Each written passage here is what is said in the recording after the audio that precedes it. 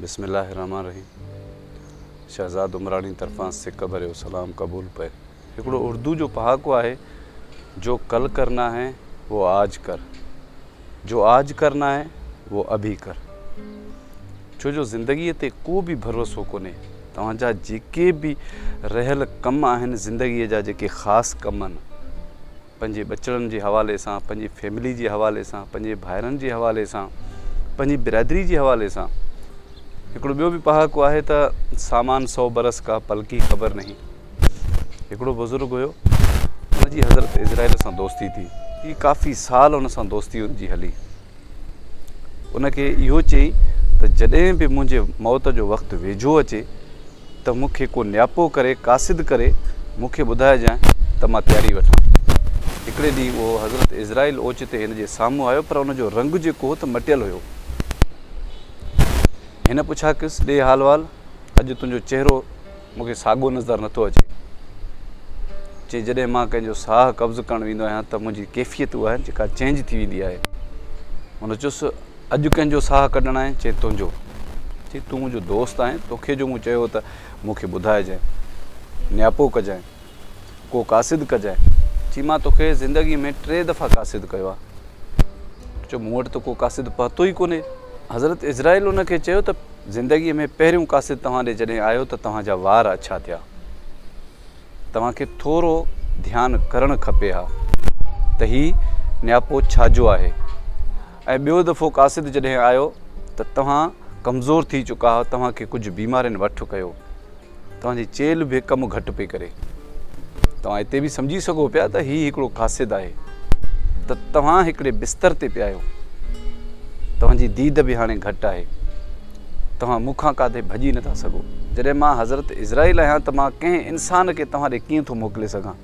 इंसान त in time खां, इन घड़ीअ खां अणो आहे कुफ़ा। बहरहाल दोस्तो, उन बुज़ुर्ग जो उन रूह कब्ज़ कयो, हू जहान छॾे हलियो वियो। इंसान जॾहिं पैदा थींदो आहे त उनजी ज़िंदगी वधंदी न आहे। उन ॾींहंनि खां पोइ उनजी ज़िंदगी रोज़ खुटण जे तरफ़ वेंदी आहे। नयूं कहाणियूं, घरेलू वाक़ियात ॾिसण लाइ असांजे चैनल खे सब्सक्राइब कंदा, लाइक कंदा, शेयर कंदा। तमामु सुठो हिकिड़ो बुज़ुर्ग घोड़े सवार कंहिं ॿी रियासत में वञे पियो। रेगिस्तान हुजे, हिकिड़ो वॾो वणु हुजे। उन वण जे हेठां हिन सोचियो त घड़ी खनि वञी हिते आराम कयां। वणु तमामु वॾो हुजे। वण जे ॿिए तरफ़ वियो त हिनखे रोअण जो आवाज़ु ॿुधण में आयो। हिन जॾहिं ख़्यालु कयो त हिकिड़ी कुराड़ी रोए थी। उन खां पुछा कई त अमां ख़ैर त आहे? चई अबा हिन कुराड़ी जो पुटु फ़ौत थी वियो आहे। चयो अमां अलाह तोखे सबुरु ॾींदो, मालिक साईं तोखे सबुरु ॾींदो। हीउ हुनजे भरिसां वेठो।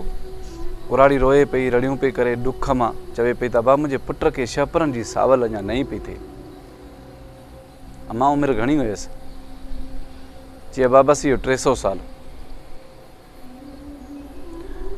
हिन हमराह हिनखे ॿुधायो त अहिड़ो दौरु ईंदो, हिकिड़ो अहिड़ो नबी ईंदो, उनजे उमतियुनि जी वधि में वधि उमिरि 100 साल अगरि किरास कई त वॾी ॻाल्हि हूंदी। 50, 60, 70, 75 ताईं हू सफ़ा कुराड़ा थी वेंदा। इन दौरान हू फ़ौत थींदा।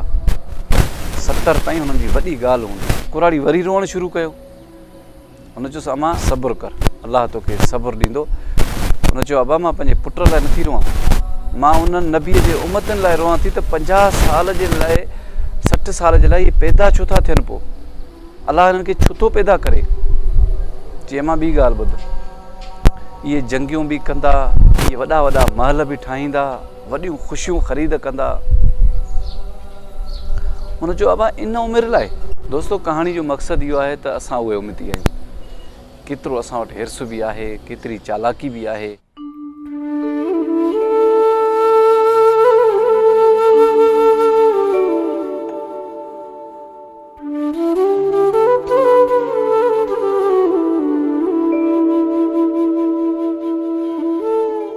नयूं कहाणियूं, घरेलू वाक़ियात ॾिसण लाइ असांजे चैनल खे सब्सक्राइब कंदा, लाइक कंदा, शेयर कंदा।